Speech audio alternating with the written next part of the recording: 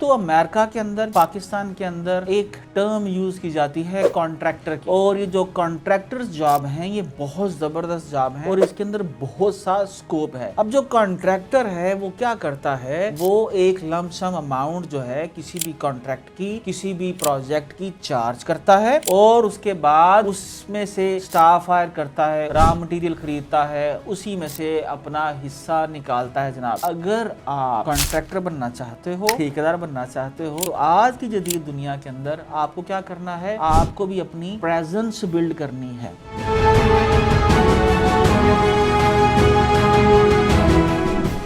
Welcome back شاہینو، sole proprietor, sole trader سے آگے بڑھتے ہیں اور کچھ مزید پاسبلٹیز تلاش کرتے ہیں کہ ہم لوگ مزید کیسے کہاں پر بزنس کر سکتے ہیں، دنیا میں کس طرح سے کہاں کہاں پر بزنس ہوتا ہے۔ جناب تو امریکہ کے اندر، پاکستان کے اندر ایک ٹرم یوز کی جاتی ہے کانٹریکٹر کی، اور یہ جو کانٹریکٹرز جاب ہیں یہ بہت زبردست جاب ہیں اور اس کے اندر بہت سا سکوپ ہے۔ تو اگر آپ کانٹریکٹر بننا چاہتے ہو تو جناب آپ کے لیے خوشخبری یہ ہے کہ آپ بالکل ٹھیک بننا چاہ رہے ہو۔ ڈاکٹر انجینئر کے علاوہ بھی پروفیشن ہے اور بہت سے کاروباروں کے اندر اور پروفیشنز میں اللہ نے بے بہا رزق چھپا رکھا ہے۔ تو جناب جو یہ ٹھیکیداری ہے یہ عمومی طور کے اوپر سروس بیسڈ بزنسز جو ہیں یہ اس کے لیے ہوتی ہے، اور یہ آپ گورنمنٹ کے بھی کانٹریکٹر ہو سکتے ہو، پرائیویٹ فرمز کے بھی آپ جو ہے کانٹریکٹر ہو سکتے ہو، اور کہیں سے بھی کسی اسپیسیفک نیش کے اندر آپ جو ہے اسپیشلائزیشن کرنے کے بعد پوری دنیا سے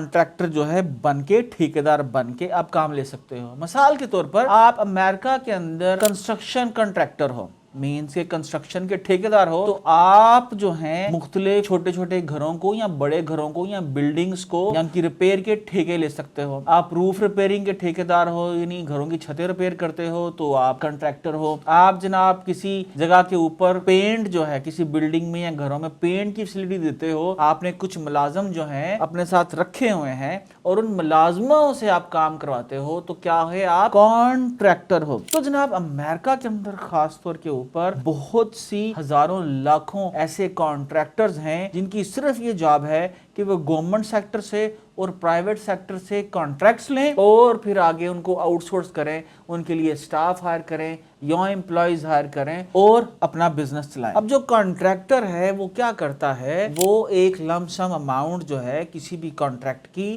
کسی بھی پروجیکٹ کی چارج کرتا ہے اور اس کے بعد اس میں سے سٹاف ہائر کرتا ہے، اس میں سے را مٹیریل خریدتا ہے، اسی میں سے اپنا حصہ نکالتا ہے۔ جناب تو بڑی زبردست مزے کی جاب ہے۔ میں پاکستان کے اندر اور امریکہ کے اندر ایسے بہت سے کانٹریکٹرز کو جانتا ہوں جو بہت زبردست بزنس کر رہے ہیں اور اپنا پیسہ بنا رہے ہیں۔ اب اس کے کچھ نقصانات بھی ہیں، اس کے فوائد بھی ہیں۔ اس کے فوائد یہ ہیں جناب، جب آپ کسی خاص ایک نیش کے اندر کانٹریکٹر ٹھیکیدار کے طور پر ریکگنائز کیے جاتے ہو تو انڈسٹری آپ کو اس کے اندر جاننا شروع کر دیتی ہے۔ مثلا آپ ایک اچھے کانٹریکٹر ہو جو روڈ کنسٹرکٹ کرتا ہے، تو جناب جہاں پر بھی روڈ کنسٹرکشن کا کام ہوگا گورنمنٹ یقیناً آپ کو کنسیڈر کرے گی۔ آپ جناب لیپ ٹاپ جو ہے اس کے سپلائی کرنے کے کانٹریکٹر ہو، آپ نیٹ ورکنگ کر کے دیتے ہو، آپ پینٹ کر کے دیتے ہو، آپ چھتیں بناتے ہو، آپ گھروں کے اندر انٹرنیٹ لگاتے ہو، تو آپ کسی بھی قسم کے سروسز بزنسز کے اندر جو ہے آپ کانٹریکٹر ٹھیکیدار بن سکتے ہو۔ اس کے کچھ نقصانات بھی ہیں۔ نقصانات یہ ہے کہ جب آپ عمومی طور کے اوپر گورنمنٹ کے اداروں سے کام کرتے ہو تو گورنمنٹ بدلی تو پتا چلا کہ نئی گورنمنٹ نے آ کے خاص طور پہ پاکستان میں پچھلا سارے کا سارا کانٹریکٹ جو ہے وہ پچھلے ٹھیکیدار سے کانٹریکٹر سے کینسل کر دیا، اور اب کانٹریکٹر جو ہے وہ بیچارہ پریشان ہے کہ وہ دنیا میں کہاں جائے۔ تو میرا ماننا یہ ہے کہ اگر آپ نے کانٹریکٹر بننا ہے تو آپ امریکہ کے اندر دیکھیے